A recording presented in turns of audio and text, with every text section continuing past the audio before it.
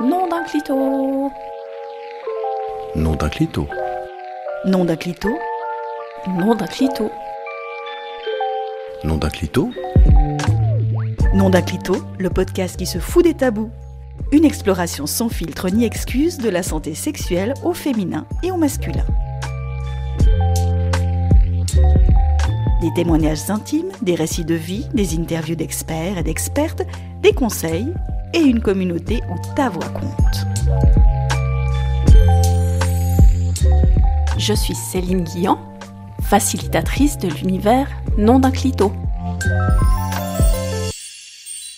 Bienvenue dans ce nouvel épisode de Nom d'un clito, le podcast qui se fout des tabous.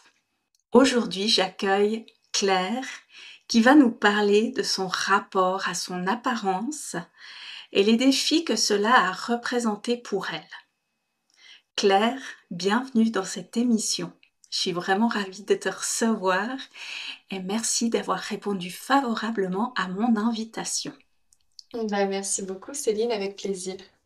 Claire, tu as mentionné avoir eu un rapport difficile avec ton apparence. Est-ce que tu pourrais nous en dire un petit peu plus, s'il te plaît? Mon rapport à mon apparence a été un grand cheminement d'acceptation. Donc il faut savoir que j'ai eu beaucoup de mal à m'accepter telle que je suis. Ça a commencé assez tôt. Donc je dirais que c'est au niveau des années lycée, quand j'avais à peu près 16-17 ans, que j'ai commencé à prendre conscience de mon apparence et de ce qu'elle faisait, l'impact qu'elle avait sur les autres, et que j'ai commencé à avoir une forme de rejet par rapport à mon apparence. Donc la manière dont ça s'est passé, c'est que je pense que très tôt, j'ai développé euh, un corps de jeune femme assez voluptueux, etc. Et que j'ai, entre guillemets, intéressé les garçons de cette manière-là, de manière très sexualisée. Mais que mon apparence, on va dire plus physique, mon visage, mes traits, étaient souvent critiqués. Et du coup, j'ai entendu, ça a été voilà, des petites remarques à répétition qui se sont accumulées et qui m'ont fait rejeter mon image, mon visage, à un tel point que j'ai presque développé une dysmorphobie. Dysphophobie, je connais pas le terme exact, mais où j'avais beaucoup de mal à me regarder dans le miroir, beaucoup de mal à m'accepter, à me regarder en photo, à me regarder en vidéo. Donc ça a été assez loin dans voilà, le rejet de moi et de mon apparence. Comme quoi, quand on est jeune, on n'a pas vraiment de filtre quand on parle à l'autre et puis on ne se rend pas forcément compte de, de, de l'impact que ça a sur l'autre. Exactement, ouais, c'est vrai. Et ce qui est fou, c'est l'éponge que j'ai été. C'est-à-dire que la moindre remarque sur mon visage, que ce soit une petite remarque sur mon sourire ou une petite blague quand on voit une photo de moi, ça s'ancrait euh, imperméablement dans mon esprit. Et après, j'en faisais une fixette, en fait. Une fixette terrible. Et ça devenait un complexe immédiat. Et après, j'avais beaucoup de mal à passer outre. Je me rappelle n'avoir, par exemple, aucune conscience de mon sourire, qu'il était bizarre. Et une fille, une fois, m'a dit: «Ah, c'est marrant, quand tu souris, on voit tes gencives. On Mhm. voit toutes tes gencives.» Et je me rappelle qu'à partir de ce moment-là, tout ce que je voyais sur les photos, c'était un sourire. On voyait mes gencives, des dents pas très, euh, pas très droites comme on voit dans les films. Ça a grossi jusqu'à en devenir une obsession. Et ça se passait tout le temps comme ça, une petite remarque et tout mon image de moi se chamboulait. Oui, puis surtout à un âge où on est quand même assez sensible à ça. Quand tu es adolescente, tu entres dans la vie communautaire encore plus, et puis c'est là que tu crées encore plus ton identité. Et puis, s'il y a il y a un standard que tu es censé suivre, que tu ne suis pas justement, euh, les, les, les, les compères ou en tout cas les personnes qui sont autour de toi n'ont pas non plus le recul, ils voient que ça, ils pensent que c'est une normalité, puis ils n'ont pas le recul, si tant est que même plus tard, ils puissent avoir ce recul de se dire: «Ah mais c'est pas obligé que ce soit comme ça». Donc ça a vraiment, impacté et justement, comment est-ce que ça se manifestait et quel impact est-ce que cette situation de désamour personnel avait sur toi? Moi, ça se manifestait par, des symptômes de difficulté à me regarder dans le miroir, par exemple. Donc dès que je rentrais dans un ascenseur, je osais pas regarder, mon reflet, par exemple. Et ça s'est accentué avec le temps où, quand je prenais une photo, bon déjà j'avais beaucoup de mal à être prise en photo, donc dès que ma mère ou des photos de vacances ou en famille, bah, il fallait, pas que je sois sur la photo. Je prenais toujours les autres, du coup j'étais celle qui prenait les gens en photo. Heu et aussi un grand manque de confiance en moi par rapport aux garçons. Donc par exemple, dans mes jeunes années de dating où, bah, on commence à avoir des relations avec les garçons. En fait, ce que j'ai fait, c'est que j'ai un peu, tout tablé sur la partie, sexualisée, on va dire, de mon corps. Donc par exemple, j'ai mis très tôt des soutiens-gorge push-up parce que je me disais que c'était ça qui plaisait aux garçons et que de toute façon, mon visage ne plairait pas.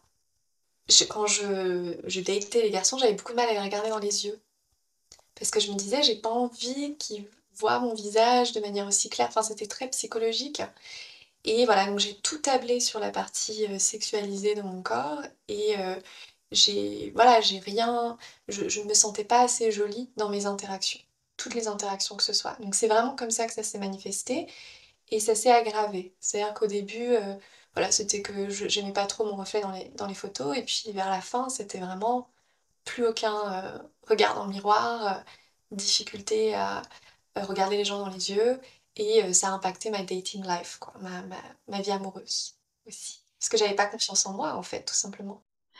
Et tu disais justement que tu faisais passer ton corps, tes attributs, avant toute chose. Est-ce que tu t'es retrouvée dans des situations où tu t'étais mise en avant par rapport à ça et puis, où, ben, ce que tu renvoyais comme image, c'était pas du tout ce que tu voulais ou? C'est exactement ça, donc en fait, toute mon adolescence, ce que je recherchais, c'était, bah, d'être vue comme une personne jolie, intéressante, qui avait des choses à donner dans une relation et en fait, non, en mettant en avant mes attributs féminins qui étaient ça attirait les garçons pour autre chose. C'est-à-dire que, voilà, j'étais, souvent, on va dire draguée, on flirtait avec moi, mais c'était pas pour quelque chose de durable, hein. C'était vraiment, bah, voilà, la partie, et je n'arrivais pas à faire la distinction. C'est-à-dire que pour moi, j'attirais le regard du garçon, je faisais pas vraiment la distinction entre est-ce qu'il est attiré par mon corps et par, cette partie, sensuelle ou est-ce qu'il est attiré parce qu'il me trouve charmante, gentille et cetera? Il m'a fallu beaucoup de temps pour savoir que là, je suis pas en train d'attirer ce que je veux, en fait. Quelque chose de sincère qui est basé sur moi, sur qui je suis, pas sur ma partie, sexualisée. Donc oui, tout à fait et voilà, j'ai vraiment été dans ce schéma-là pendant assez longtemps. Toute ma jeunesse, on va dire, avant que je prenne conscience de tout ça. Exactement. Oui, puis comme tu l'as dit, ben, c'était ta jeunesse, tu trop jeune à ce moment-là pour te rendre compte de ce qui se jouait, de ce qui se passait. Exactement et je me rappelle d'un épisode un peu traumatique, enfin pas traumatique, mais qui m'avait vraiment secouée, qui m'avait réveillée.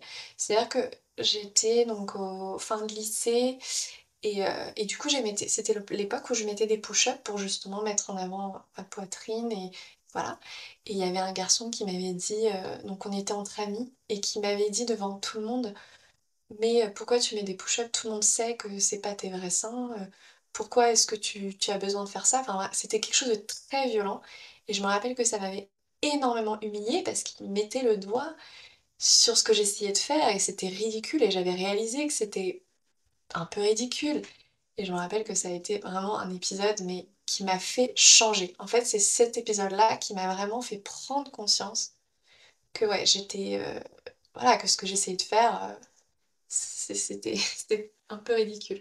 Et en même temps, bah, tu savais pas faire autrement, puis tu étais toute jeune aussi. Voilà, j'avais pas encore bien compris tout ça. Il y avait plein de choses par rapport à la relation mon corps, les relations homme-femme, tout plein de choses, ma confiance en moi, qu'est-ce que c'est que la beauté, qu'est-ce que je renvoyais, tout ça, je mélangeais tout quoi, je comprenais pas vraiment. Quel a été ton parcours pour t'accepter tel que tu es et quels ont été tes principaux défis dans ce processus? Nom d'un clito, abonne-toi et like tes épisodes favoris. Bah, ça a été un long cheminement, hein. Je vais pas dire que du jour au lendemain j'ai pu m'accepter, mais je pense qu'il y a un moment où ça a commencé à être handicapant pour moi. Et je m'en suis rendu compte. Donc par exemple, à chaque fois que je partais en vacances entre copines ou entre amies, je développais une jalousie inexpliquée avec les filles qui m'entouraient. Je les trouvais plus jolies, je les trouvais naturellement belles et je me disais: «C'est ça une fille, une femme, c'est ça sa valeur, elle est jolie» et en fait ça me rendait extrêmement irascible, un peu triste et du coup quand j'ai remarqué que ce sont des choses qui se sont répétées, j'ai commencé à me remettre en question par rapport à ça et c'est aussi là que j'ai été voir une psychologue, qui m'a beaucoup aidée à, m'accepter, enfin accepter mes traits et mettre des mots aussi sur ce que j'aimais pas, parce que c'était aussi beaucoup dans ma tête. Elle m'a même demandé des fois de demander à des gens, qu'est-ce qu'ils pensaient de certains défauts, de leur bah, vraiment de confronter cette peur, parce que c'était une peur en fait.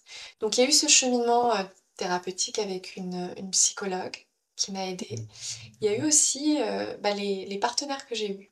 Donc mes relations amoureuses qui ont été sincères, qui m'ont beaucoup aidée à m'accepter puisque je voyais dans leurs yeux que j'étais belle au réveil, que j'étais belle, que j'avais pas besoin de faire quelque chose pour, être jolie et que ce qui les intéressait, c'était pas mon corps justement. Donc ça aussi, mes relations amoureuses m'ont beaucoup aidée à évoluer.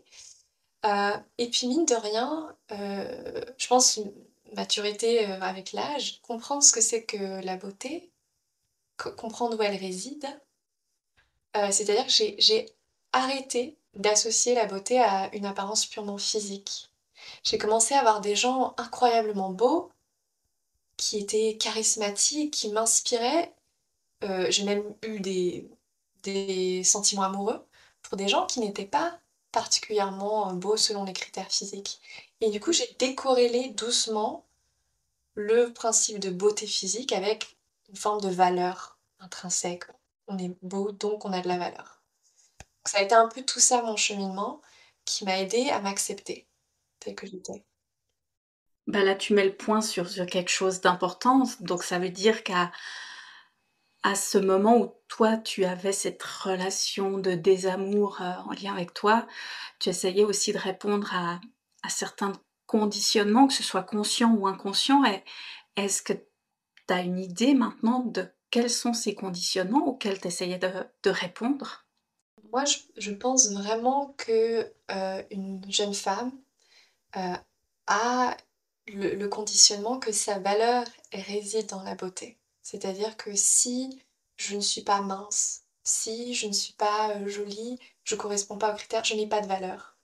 Et c'est une réalité dans le sens enfin dans la société, dans le sens où les garçons portent beaucoup plus d'intérêt, surtout à un jeune âge, les jeunes hommes, pour des filles qui sont jolies au lycée, par exemple.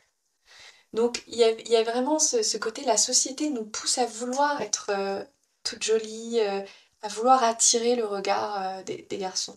Donc ça, c'est le premier conditionnement, que valeur égale beauté quand on est une jeune femme. Et si on n'est pas jolie, peu importe ce que ça veut dire, si on n'est pas jolie, on n'a pas de valeur. Et le deuxième conditionnement, je dirais, c'est que j'ai besoin de plaire aux autres. Ce besoin de plaire à l'autre, que ma valeur est dans le regard de l'autre. Ce n'est pas moi qui détiens ma valeur. Si quelqu'un me dit, «Je n'aime pas, ton nez», mon nez n'est pas beau. Donc ça, je pense que c'est aussi je sais pas si c'est un conditionnement, mais c'est aussi ce que beaucoup de jeunes gens vivent.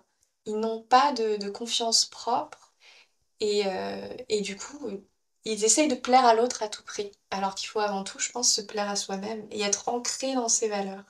Et tu pourrais dire alors que bah, ces conditionnements ont été les principaux défis auxquels tu as fait face dans ton parcours d'acceptation, de ton corps? Oui, oui, en fait, les défis, c'est bah, de se rendre compte.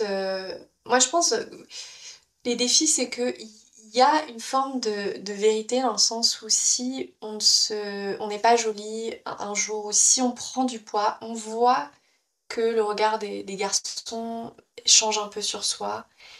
Et en fait, il a fallu dépasser ce défi et se dire que je ne suis pas là pour attirer un regard masculin. Enfin, je pense que moi, ça a été ça mon défi. Je comprends que je ne suis pas là pour attirer un regard lubrique masculin.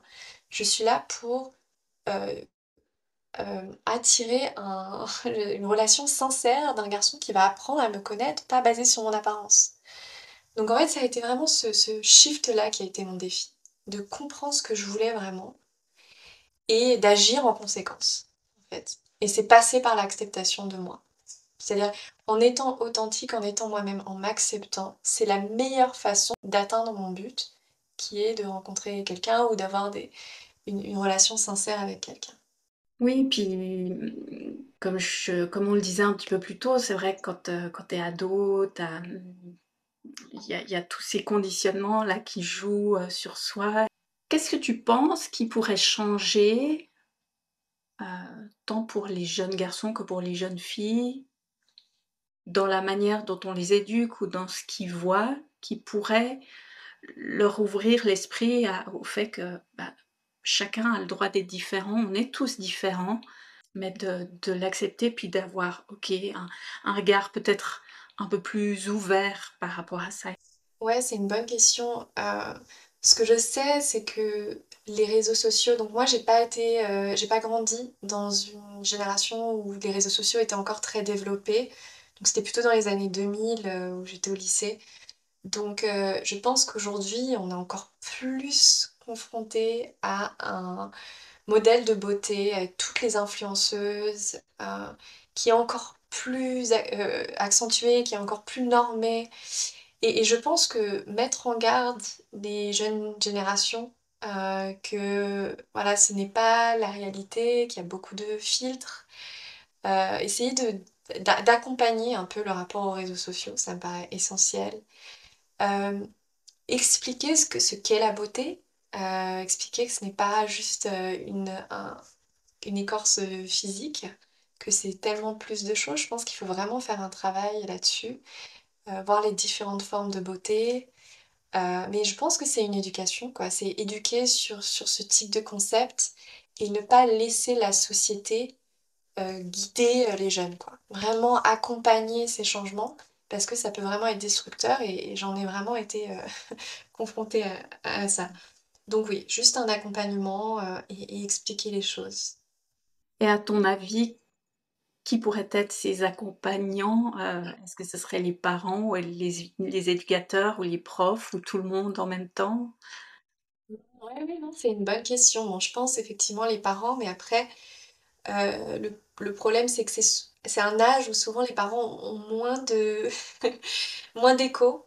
Parce que je me rappelle que ma mère qui a détecté ça très, très vite, que j'avais un rapport à mon apparence qui était difficile, elle avait beau me dire quotidiennement, mais tu es très jolie, mais qu'est-ce que je comprends pas? Ça ne résonnait pas, quoi. C'est vraiment mes pères, il suffit que j'entendais quelque chose de mes pères qui allait me toucher. Donc je pense que ça doit se faire au-delà de l'éducation parentale.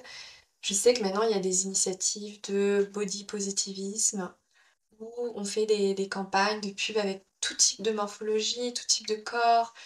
On a parfois des pubs ou même des séries où on sortait du cliché de la blonde aux yeux verts.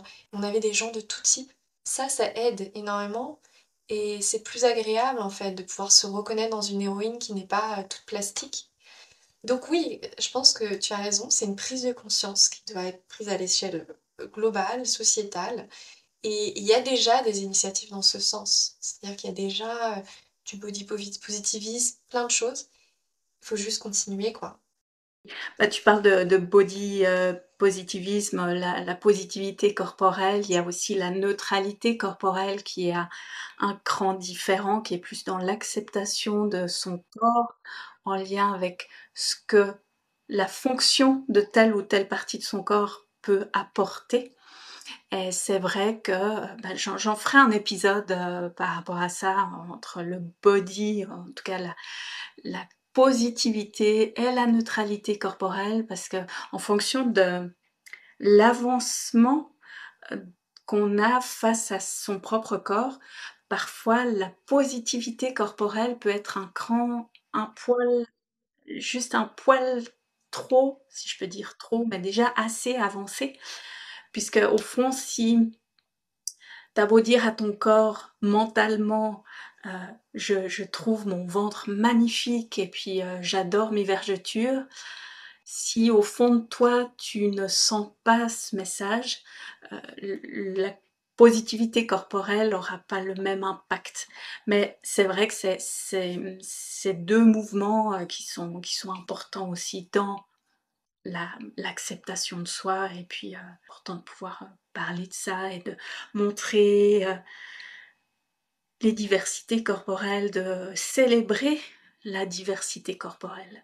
C'est vrai que c'était un problème parce qu'à un moment, c'est ce que j'essayais de faire, une forme de me dire à haute voix ce que j'aimais pas, me dire que c'était beau, mais en fait, il y avait une dissonance et tu as tout à fait raison. Des fois, il y a des choses qu'on n'aime pas et ça arrive, on peut pas tout aimer, dans son corps et il faut juste comprendre la comme tu as dit, la fonction, pourquoi c'est important et ensuite passer à la phase d'acceptation. Et justement, Claire, qu'est-ce que tu aurais envie de dire à la Claire ado que tu étais? Déjà, j'aimerais lui expliquer que sa valeur n'est pas dans son apparence physique. Voilà, que, elle a beaucoup plus de choses à construire. Pour moi, la valeur, c'est quelque chose qui se construit. C'est, tu te donnes de la valeur à travers, justement tes valeurs, tes expériences, la personne que tu es, le cheminement que tu fais. Donc j'aimerais bien qu'elle se concentre plus, je dirais de plus se concentrer heu, sur ce qu'elle est à l'intérieur plutôt que sur son extériorité. Donc j'aurais envie de lui dire ça. Hem, J'aurais aussi envie, de lui dire de moins se focaliser sur sa sexualisation et plus sur, sur ce qu'elle donne, sur son caractère et qu'elle a une beauté à elle. J'aimerais lui dire qu'elle est belle, qu'elle a une beauté à elle et qu'elle a juste à le voir. Merci en tout cas pour ce beau message, Claire. Merci Céline, vraiment c'est la première fois que j'en parle à cœur ouvert, donc ça a été aussi une belle expérience pour moi, donc merci. Merci d'avoir écouté cet épisode de Nom d'un clito. Et rejoins-moi pour les prochains épisodes où tu découvriras de nouvelles intervenantes inspirantes comme Claire. À très très bientôt. Rappelle-toi, chaque voix compte. Nom d'un clito, un espace ouvert à toutes et tous. Pour tout savoir sur l'univers Nom d'un clito et ne rater aucun épisode, like et inscris-toi à la Clito News. À bientôt!